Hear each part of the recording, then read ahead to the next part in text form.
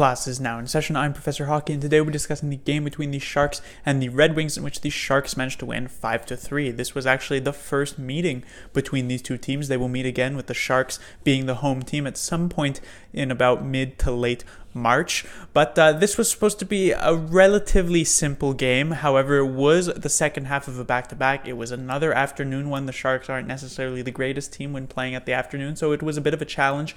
And in the first period, the Sharks in the first 10 minutes, I'd say we're okay, not dominating by any means, but we're on pretty even footing. They got a goal from Tim Heed, his second of the season.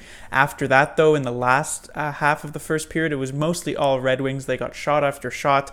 Darren Helm scored, then Nyquist scored late in the first period, and that was the score at the end of the first, 2-1. Come into the second period, and the Red Wings also still pushing somewhat in the first couple of minutes. The Sharks were at least somewhat able to respond, but it was the Red Wings who would get the next goal. Mike Green on a delayed penalty, and that was a pretty long one, honestly, and you could see that's mostly the reason why some teams actually decide to take 6-on-5s for that long instead of just going straight to 5-on-4, because they can sometimes get the goal. Mike Green's fifth, and the Red Wings had a 3-1 lead, but at that point, the game just completely turned over for the San Jose Sharks. We saw, I guess it took them about 4.5 periods, if you count the game against Columbus, to actually show up on this back-to-back, but they finally do, and they just start peppering the Red Wings net with shots after shots after shots, just preventing the Red Wings. They were stuck at 18 shots for, I guess I don't know exactly, but something like 20 minutes. At a point, they started the third period with 18 shots, and 12 minutes in,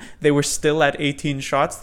So they had 15 in the first period, and then they had 3 between the next 32 minutes of the game. So it was an insane amount. And the Sharks managed to get goals from Brent Burns and then Pavelski twice late in the second period to make it 4-3 going into the third period. And as the Sharks have been recently doing, they managed to actually hold this third period lead all the way until the Red Wings decide to pull their goaltender, and it's Joe Pavelski caps off the natural hat trick by getting his 35th of the year, and the Sharks get 5-3, a huge victory for them as they get the 2 points. And with how the fact that the Flames are playing against the Senators tonight, and it's unlikely the Senators actually managed to win that one, it's a very key 2 points to keep up in the first place Pacific Division race. First thing to talk about would be Aaron Dell. He started this game. Of course, it was a back-to-back. Jones played the game against Columbus, and Dell was pretty good. He made a couple of nice saves. The second and third goals from Nyquist and Green, he had no chance on, but the first one from Helm, it wasn't great. I mean, it wasn't like the soft level as what Dubois' goal against Jones was yesterday, but this was quite soft. It wasn't even that great of a shot. It just somehow snuck through. There wasn't really a screen in front or anything. So it was a bit disappointing from Aaron Dell to let that one in. But otherwise, I guess he was okay in this game, and that's really all the Sharks needed with the 4 goals that they did score on unmanned net. So it wasn't, as I said, a perfect game here from Dell, but again, it was enough. You could say the first goal definitely leaves a bit of a sour taste in your mouth, but otherwise it's not terrible. Next, we will talk about Heed and, by extension, Erik Carlson. Of course, Carlson did not end up playing here today.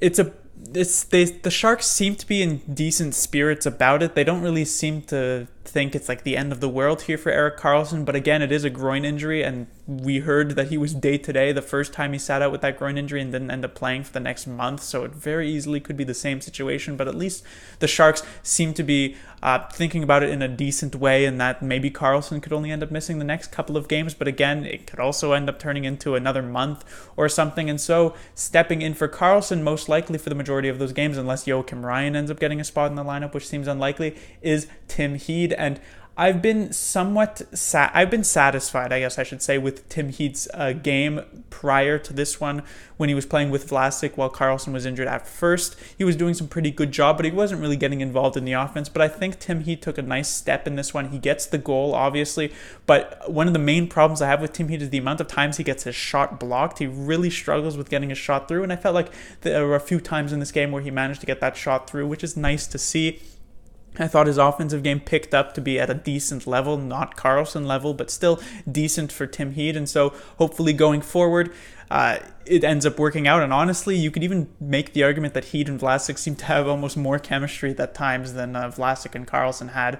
So I guess maybe it's better in that way. But I'm sure most Sharks fans will be waiting for Erik Carlson to make a return, but they also won't be too upset that Tim Heat is taking his place. Next is Brent Burns, certainly it's probably the most interesting defenseman in the entire league, not just on the San Jose Sharks. He gets his 69th and 70th point on the season, so there was some stat like the first defenseman since Ray Bourque to get 70 points before his team's 65th game, and that was in 1993, 1994, so over 20 years in the past. Brent Burns has just been on fire offensively this season, and you cannot argue that that is the case, but you can also say that, the defense is sometimes spotty, sometimes he's overextending. I mean, on the Darren Helm goal, while you would like Aaron Dell to make that save, it's Brent Burns who gets beat wide that allows Darren Helm to come in to even get a shot off in the first place. So there are still holes to Brent Burns' game, and I'm pretty sure for the rest of his career that he's going to have these defensive issues, but I mean, I'm sure most Sharks fans will be willing to accept that if he's consistently able to put up 70 points. Now, it's unlikely to happen as he will get older. It's going to begin to fall off the offense, but I mean, at the moment, he's age 33 or age 34, and he's still managing to put up 70 points, and it looks like he's on his way to his career high in terms of points season just ever, right? He had 75 in 15-16. He had 76 in 16-17. I believe that was the year he also won the James Norris. Right now, he's on pace to get over 82 points, which would be the highest scoring season for a defenseman since a very, very long time, honestly. Probably also since Ray Bourque, if I'm being honest. I remember Erik Carlson, I think, had 82 points, 5 years ago with the Senators? And by the way, he didn't win the Norris that season, but that was mostly because the Senators missed the playoffs.